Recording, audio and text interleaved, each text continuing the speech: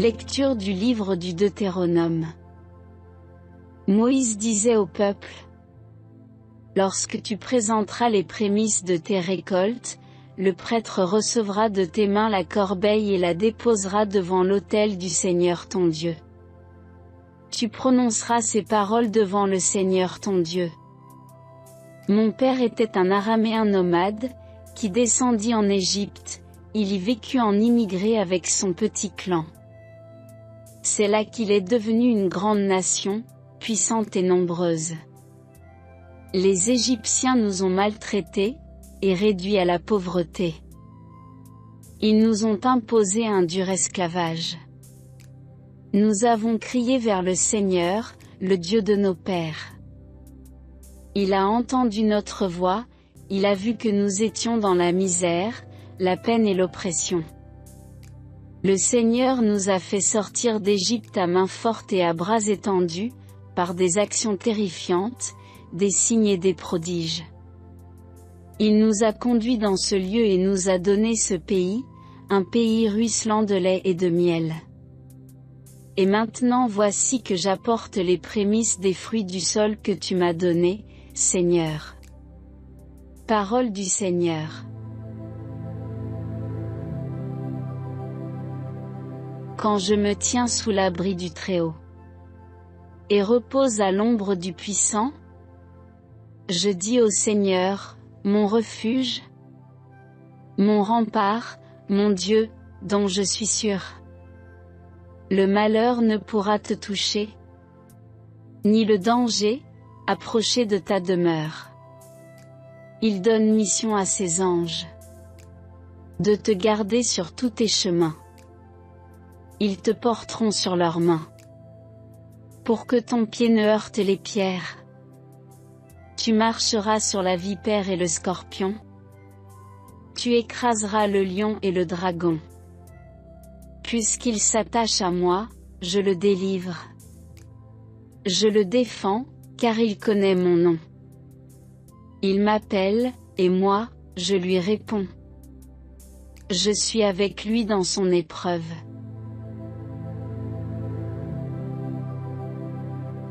Lecture de la lettre de saint Paul apôtre aux Romains. Frères, que dit l'Écriture? Tout près de toi est la parole, elle est dans ta bouche et dans ton cœur.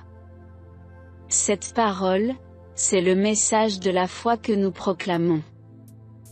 En effet, si de ta bouche, tu affirmes que Jésus est Seigneur, si, dans ton cœur, tu crois que Dieu l'a ressuscité d'entre les morts, alors tu seras sauvé. Car c'est avec le cœur que l'on croit pour devenir juste, c'est avec la bouche que l'on affirme sa foi, pour parvenir au salut. En effet, l'Écriture dit: Quiconque met en lui sa foi ne connaîtra pas la honte. Ainsi, entre les Juifs et les païens, il n'y a pas de différence, tous ont le même Seigneur, généreux envers tous ceux qui l'invoquent. En effet, quiconque invoquera le nom du Seigneur sera sauvé. Parole du Seigneur.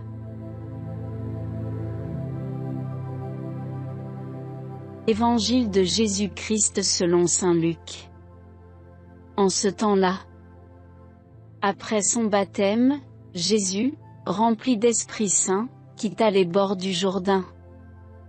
Dans l'Esprit, il fut conduit à travers le désert où, pendant 40 jours, il fut tenté par le diable. Il ne mangea rien durant ces jours-là, et, quand ce temps fut écoulé, il eut faim. Le diable lui dit alors: Si tu es fils de Dieu, ordonne à cette pierre de devenir du pain. Jésus répondit: Il est écrit: L'homme ne vit pas seulement de pain. Alors le diable l'emmena plus haut et lui montra en un instant tous les royaumes de la terre. Il lui dit: Je te donnerai tout ce pouvoir et la gloire de ces royaumes, car cela m'a été remis et je le donne à qui je veux. Toi donc, si tu te prosternes devant moi, tu auras tout cela. Jésus lui répondit. Il est écrit. C'est devant le Seigneur ton Dieu que tu te prosterneras, à lui seul tu rendras un culte. Puis le diable le conduisit à Jérusalem, il le plaça au sommet du temple et lui dit. Si tu es fils de Dieu, d'ici jette-toi en bas. Car il est écrit. Il donnera pour toi, à ses anges, l'ordre de te garder. Et encore. Ils te porteront sur leurs mains, de peur que ton pied ne heurte une pierre. Jésus lui fit cette réponse. Il est dit. Tu ne mettras pas à l'épreuve le Seigneur ton Dieu. Ayant ainsi épuisé toutes les formes de tentation, le diable s'éloigna de Jésus jusqu'au moment fixé.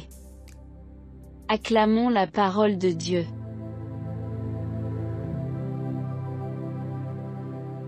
Frères et sœurs bien-aimés, nous entrons aujourd'hui dans le temps du carême, un temps de dépouillement intérieur et de renouveau spirituel, un temps où Dieu nous invite à sonder notre cœur pour y déceler ce qui s'oppose à son amour.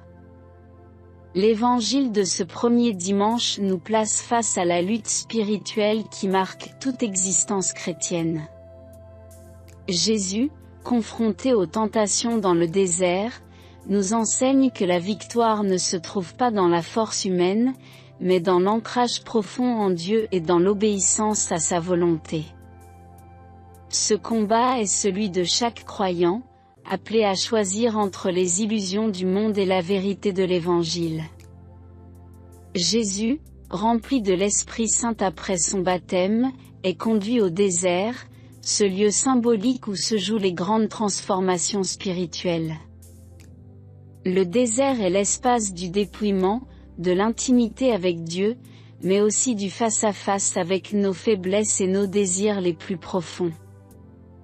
Jésus jeûne pendant 40 jours, un temps de purification et d'intensité spirituelle qui rappelle les 40 ans d'errance d'Israël dans le désert. Mais là où le peuple a succombé au doute et à la désobéissance, Jésus reste fidèle et nous ouvre la voie d'une résistance spirituelle victorieuse. Le diable s'approche et lui propose de transformer une pierre en pain. Derrière cette suggestion se cache une tentation subtile, utiliser son pouvoir divin pour son propre confort, privilégier l'immédiat au détriment de l'essentiel. Mais Jésus répond avec fermeté, l'homme ne vit pas seulement de pain. Cette réponse est une invitation à reconnaître que nous ne sommes pas seulement des êtres de chair, mais des âmes appelées à la communion avec Dieu. Notre faim véritable est spirituelle, nous avons soif d'amour, de vérité et de justice. En refusant de céder à cette tentation, Jésus nous enseigne que la véritable nourriture qui soutient notre existence est la parole de Dieu, et non la satisfaction de nos seuls désirs matériels. Le diable l'emmène alors plus haut, lui montrant tous les royaumes de la terre et leur gloire, lui promettant puissance et domination en échange d'un simple acte d'adoration. Ici se dévoile une illusion fréquente, croire que le bonheur réside dans le pouvoir, la reconnaissance et la possession. Mais Jésus répond avec autorité, c'est le Seigneur ton Dieu que tu adoreras. Il nous enseigne ainsi que la gloire humaine est éphémère et trompeuse. L'homme n'est pas fait pour posséder, mais pour aimer. Tout pouvoir détaché de l'amour et de la justice devient oppression. Jésus nous rappelle que la seule adoration légitime est celle due à Dieu, source de tout bien véritable. Enfin, dans une dernière tentative, le diable le conduit au sommet du temple et l'invite à se jeter dans le vide, affirmant que Dieu enverra ses anges pour le sauver.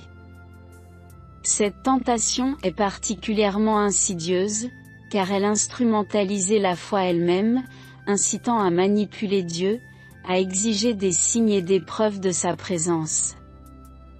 Jésus rejette cette attitude d'orgueil et de défiance, tu ne mettras pas à l'épreuve le Seigneur ton Dieu. Il nous enseigne ainsi l'humilité et la confiance. Croire, ce n'est pas exiger de Dieu qu'il agisse selon nos désirs, mais s'abandonner avec amour à sa volonté, même lorsque nous ne comprenons pas ses desseins. À travers ces épreuves, Jésus nous révèle le chemin du vrai combat spirituel, un combat qui ne se livre pas à armes humaines, mais dans la fidélité, l'humilité et l'amour de Dieu. Il nous montre que la victoire n'est pas dans l'évitement de l'épreuve, mais dans la persévérance et la confiance. Le carême nous invite à nous laisser conduire par l'Esprit, à embrasser le désert comme un lieu de transformation et de recentrage sur l'essentiel. Par la prière, nous nourrissons notre intimité avec Dieu, par le jeûne, nous apprenons à nous détacher de ce qui nous alourdit, par l'aumône, nous nous ouvrons à l'amour du prochain. Ces trois dimensions, vécues avec sincérité, nous façonnent à l'image du Christ. Que ce temps de carême soit pour chacun de nous une occasion de grandir dans l'amour et dans la fidélité. Que la Vierge Marie, modèle de confiance et d'abandon, nous accompagne et intercède pour nous. Amen. Prions ensemble. Seigneur Tout-Puissant et plein d'amour, en ce temps de carême, nous venons à toi avec un cœur humble et assoiffé de ta présence. Comme ton Fils Jésus dans le désert, nous sommes confrontés aux épreuves et aux tentations, mais nous savons que tu es notre force et notre refuge. Donne-nous la grâce de persévérer dans la prière, d'ouvrir nos cœurs à ta parole et de vivre pleinement cette marche vers Pâques. Aide-nous à nous détacher de tout ce qui nous éloigne de toi et à grandir dans l'amour, l'humilité et la confiance en ta providence. Seigneur, purifie nos cœurs, éclaire notre esprit, fortifie notre volonté, et rends-nous dociles à l'action de ton esprit. Que ce temps de conversion soit pour nous un chemin de transformation intérieure, afin que nous puissions refléter ta lumière et ton amour autour de nous. Nous te confions nos joies et nos peines, nos espoirs et nos combats. Apprends-nous à aimer comme Jésus, à pardonner comme lui, à servir avec un cœur généreux et à marcher humblement en ta présence. Nous te louons, nous t'adorons, nous te bénissons, et nous nous abandonnons à ta volonté. Que ton règne vienne et que ton nom soit glorifié, aujourd'hui et pour l'éternité. Amen. Notre Père, qui es aux cieux, que ton nom soit sanctifié. Que ton règne vienne. Que ta volonté soit faite sur la terre comme au ciel. Donne-nous aujourd'hui notre pain de ce jour. Pardonne-nous nos offenses, comme nous pardonnons aussi à ceux qui nous ont offensés. Et ne nous laisse pas entrer en tentation, mais délivre-nous du mal. Amen. Je vous salue Marie, pleine de grâce. Le Seigneur est avec vous. Vous êtes bénie entre toutes les femmes. Et Jésus, le fruit de vos entrailles, est béni. Sainte Marie, Mère de Dieu, priez pour nous pauvres pécheurs, maintenant et à l'heure de notre mort. Amen. Gloire au Père, et au Fils et au Saint-Esprit, comme il était au commencement, maintenant et toujours dans les siècles des siècles. Amen.